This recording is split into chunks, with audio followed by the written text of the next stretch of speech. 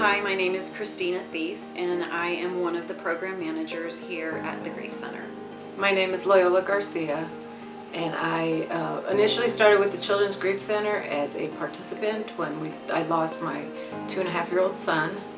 My daughter and I participated for about 6 years, and then we left. I came back in 2015 as a facilitator and ended that in 2018, and just recently returned as a volunteer to assist them with the phones. My name is Stephanie Brewster. I came to the Grief Center 8 years ago with my 2 young boys at the time as participants after the loss of their father, and since then I have been back as a facilitator, and I also work on the facilitator training committee here at the Grief Center. We offer support groups for kids and adults ages 5+. So this is our free grief resource library, and these are books that are available to the public. They don't have to be involved in our program, but they can come in and check out any of these books on grief. This is one of our adult support group rooms, and so this is a new component of the Grief Center. Our littles are 5, 6, and 7-year-olds, and you'll see in this space that there are 2 different areas. One is just for our activities, and there's posters up on the wall that talk about, it's okay to express your feelings. This is our memory wall, and so we ask them to bring a photo of that person, and we will have that here on our wall in one of our frames. A lot of people have said their last goodbye to their person in a hospital setting. So we want them to become more familiar and comfortable with this space. So the Grief Center really provided my family a sense of belonging when we felt so isolated. After a loss, especially children tend to feel like they're the only one who's ever experienced something like that. And for my boys, they felt like they were the only ones who had ever lost a parent, or a dad specifically.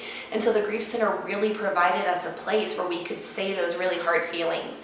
And we were taught the words to use to say those hard feelings. And so it really provided my boys a sense of understanding that there are people in their school who have dealt with this. There are people in their community on their soccer teams who have lost people in their lives. And myself as an adult, I got to sit in a group with other parents who were struggling on how to parent while they were still grieving. That's probably what saved me, was participating in the adult groups, because from then on I was able to function, and I had a place to go every other week to vent and cry. And then during the week when I had to be a normal person and a parent, I could do that because I had that outlet that I could look forward to. United Way has helped us as far as my department goes, with supplying different things that we would need in a support group. And that could be activities, it could be sharing videos, it could be having extra art supplies and crafts, so that kids and adults have ways of expressing their grief. This place is full of hope, and it is full of empathy, and a lot of that is taken outside these walls to the rest of our community. And the children who come into this place after the loss of a loved one have empathy that they take back with them, whether to their schools or their soccer teams or the community at large, and they're able to recognize hurt in other people in a very, very special and sensitive way. And they're able to listen with those empathetic ears. They're able to give words of encouragement without necessarily the advice. And I think this place has been so helpful for our community in that everybody here has the ability within themselves to heal themselves. But I would never tell people you're going to be okay. I just tell them it's going to be different and you will survive.